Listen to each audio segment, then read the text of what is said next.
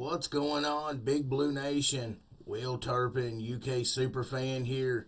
On today's video, we're going to preview our Kentucky Wildcats big game Saturday versus the Florida Gators. This game will be played at Florida in the Stephen C. O'Connell Center, also known as the O-Dome. And this game will be broadcast on ESPN. It has a 5 o'clock start time. Now, before we get to those Gators, let's talk a little bit about the Cats for a second. You know, we kept the momentum rolling on Tuesday night by beating Vanderbilt.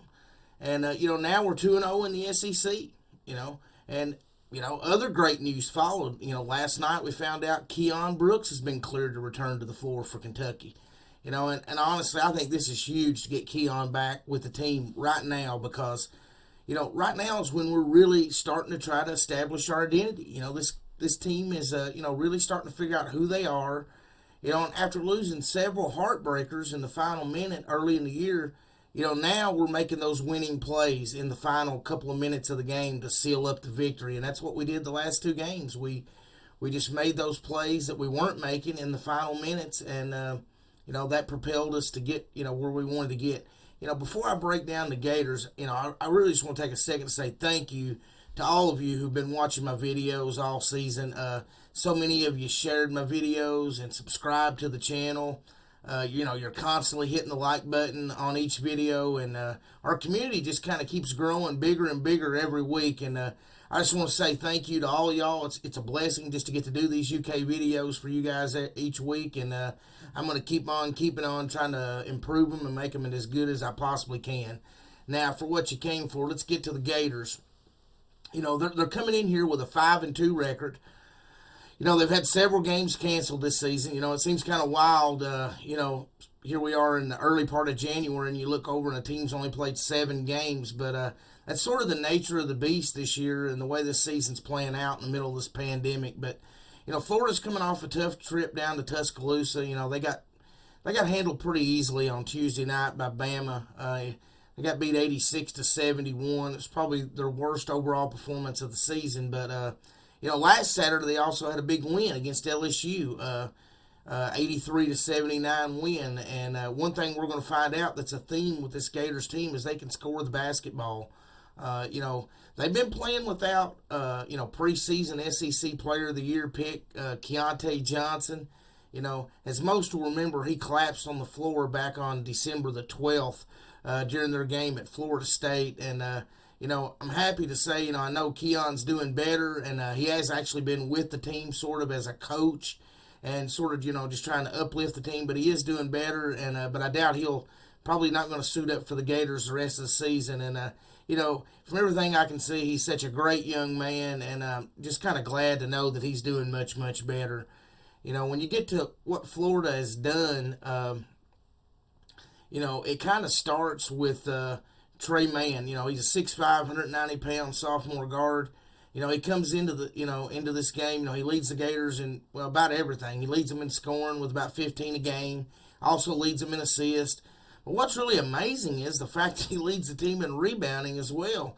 6'5", 190-pound sophomore guard. You wouldn't think that guy would be leading the team in rebounds, but he actually is averaging 5.6 boards a game. And, like I said, he's helped the Gator team in so many ways. But really, I guess, when you watch Florida, one of the things it's going to jump off the page to you is, it starts out with him knocking down three-point shots. I mean, he's shooting a blistering 45% from long range on the season. So there you go. You're looking at, this is going to be a theme for these first 3 guards here. Next up, we got 6'3" junior guard Noah Locke. He's on pace to probably be one of the best three-point shooters in the history of the program. In his freshman year, he broke the freshman single-season record for threes in a season. And, this guy can get his shot. He's got a 6'8" wingspan, really can elevate on those threes.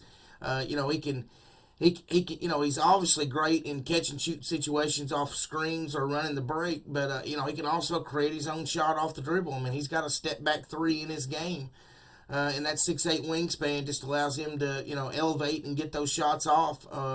And he's knocking them down at a 43% clip. So, there's Trey Mann.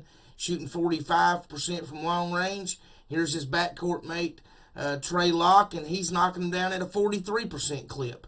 So this isn't the Mike White team, that we're used to seeing slow the game down and not have shooters. It continues right on down. Next we've got the 6'5", 189-pound sophomore guard Scotty Lewis. If y'all remember last year, Scotty in that final game of the season where Kentucky rallied and come back and won, but Scotty Lewis had 19 points against our Cats last year. And like I said, it's just a running theme. I know we don't want to hear it, but these guys are just knocking down shots. And, here's another guy, Scotty Lewis, shooting 44% from the downtown line. So, all three of these guards are deadly from long range. And, if Kentucky's going to really get a win here, we cannot allow any of these guys to get on a roll. I mean, if even one of them gets on a roll, and heck, if two of them gets on a roll, it's definitely probably not going to happen. But we can't even let one of them. If one of these guys, any of these three guards is capable of hitting 5, 6, 7 threes on you and just changing the entire game. But, and Lewis, he's not even limited to just his threes. When you watch Florida on tape, Lewis has got an amazing first step. And he gets to, he gets up in the air and is able to angle his body, and he can absorb contact or kind of sidestep contact and get up in the air and make really hard finishes around the rim. So, Coach Mike White, he's got himself a really nice backcourt here, even without Keontae Johnson. Next up, we got a 6'7" junior forward, Anthony DeRugi, and he's kind of moved into the starting lineup, taking Johnson's place. And in these 3 games that he's started since Johnson went down, he's been pretty steady. He's averaged about 12 points a game, and he's looked pretty solid. He's a transfer out of Louisiana Tech, and had to set out last season, but he did get to practice with the team last year. Another great athlete. Kid's got a 46.5-inch vertical, and he's just a factor around the rim. He's a factor everywhere. He can step outside and hit a jump shot, stretch the floor. Just another really, really good piece to the puzzle for Coach Mike White. And, I'm going to keep this thing moving right along here. Finishing out the starting lineup is, he's a transfer from Michigan. He was granted immediate eligibility to play this year by the NCAA. And coming into the year, if you were, looking at this Gator team, you're probably thinking he was probably going to be a second or third option off the bench, as far as manning down that center spot for Florida. And, here's a kid, 6'11", Colin Castleton. He's a junior, and he just he took what he wanted. He took what he wanted. He wanted that starting job, and in the early season workouts, he just took it. And, he's averaging 12 points, 5 boards, and he's doing all that in a quick little 22 minutes per game. Colin, he's super efficient. And what you're going to notice when you're watching the game is if he gets the ball in his hands anywhere around the basket, it's almost 2 points. He's shooting an amazing 70% from the floor, guys. 70% from the floor. So if he gets it down low, he's got great touch, and it's going to be real interesting to see him matching up, down low with Isaiah Jackson and Olivier Sarr. I think those are going to be some really intriguing minutes to follow, and really for Kentucky, we just cannot let him. We've already seen him have 2 games this year where he went for 20-some points. And when he's scoring at that kind of clip down low, combined with the 3-point shooting that Florida has, they're just, hard to beat. So Florida's got a nice starting 5. You see there they got Tyree Appleby. He actually plays a lot because he kind of gives all 3 of the Florida guards a little bit of a breather. But, on tape, he kind of looked a little sloppy at times, with the ball. And, he had trouble passing the ball into the post. That stuck out to me. So, there are some turnovers to be made. They also have the 6'10" Omar Payne. He's kind of a load to contend with down low. He plays about 15 minutes a game. And they do have some other guys off the bench that don't play a lot of minutes. But, they're not a real deep team. But if they get into foul trouble, they do got big bodies that are just inexperienced that can come in. But, like I said, Florida, they're going to depend heavily on these guards. And, And at times they're going to get. I think they look like they get wore down. I looked at, when I was looking at the last three games, when I was kind of researching out this Gator team, it looked to me like that some of the deeper teams were able to capitalize, on them kind of wearing down. They're susceptible to giving up runs kind of near the end of the first half, and they're also not really as quick to loose balls, it seems like, later in the half. So that might be just something to keep in mind while you're watching the game on Saturday afternoon. Now, Coach Mike White's team, over the last few years, like I said, they played a lot slower due to not having enough shooters. But this Gator team don't mind running and gunning, and they can score the ball, with the best of them. They're averaging 81 points a game this year.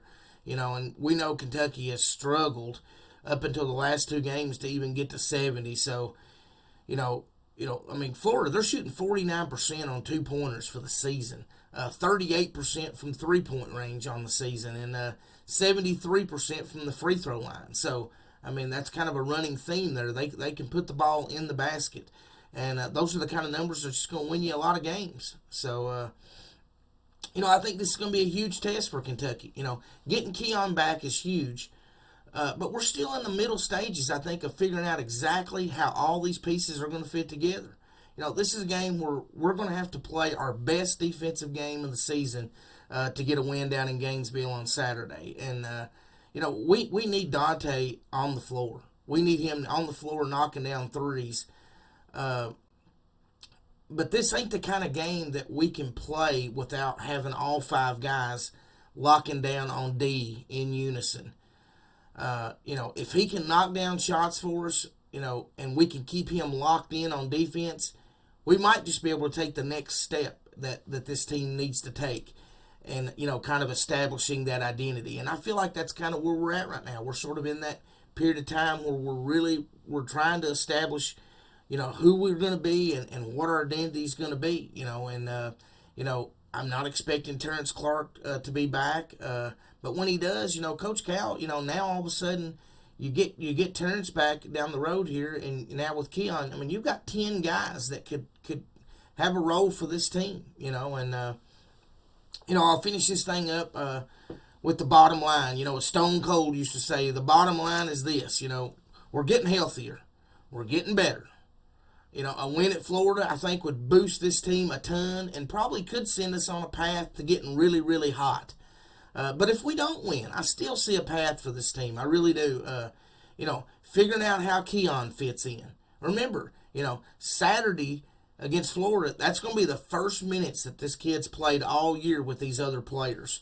So, we're still going to be learning how we're going to play with Dante on the floor playing 25 minutes a game. We're still trying to figure out what that's really going to look like and how to, get the most out of it. And that's what Cal's kind of experimenting and trying to figure out.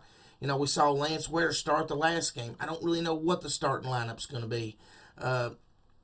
Honestly, as much as Brandon has struggled, it may be a time to where we put Keon in that spot, or maybe even we start the game with Dante. I'm not really sure, but I do know whatever we do, we're going to have to be locked in on defense, or it doesn't matter about our scoring.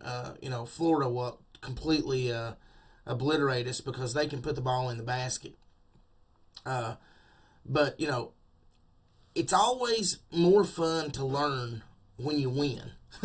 We know that we're in the learning stages with this team of figuring out how all these pieces fit together. But, now the last two games we've been able to learn and win both. And that's crucial if we can keep that going. But, there's still time, win or lose Saturday, there's still time, in my opinion, to land this thing. And, there's still quite a bit of runway left.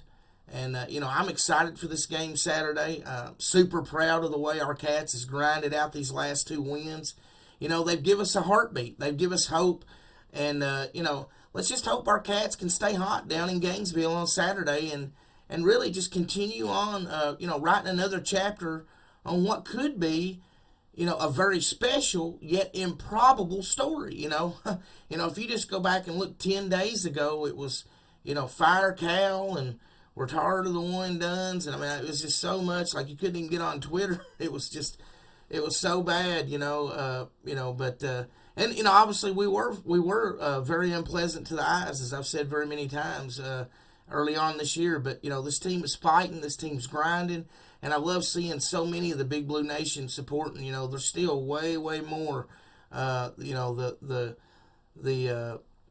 biggest part of the fan base is completely behind us and this team, and we all, kind of hoped and kept saying, better days are coming, Big Blue Nation. And man, I'm telling you, a win Saturday, whoo, that could really send us on our way. Again, I want to thank everybody for watching these videos and hitting the like button on them.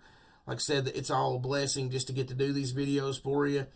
And, I guess that's it.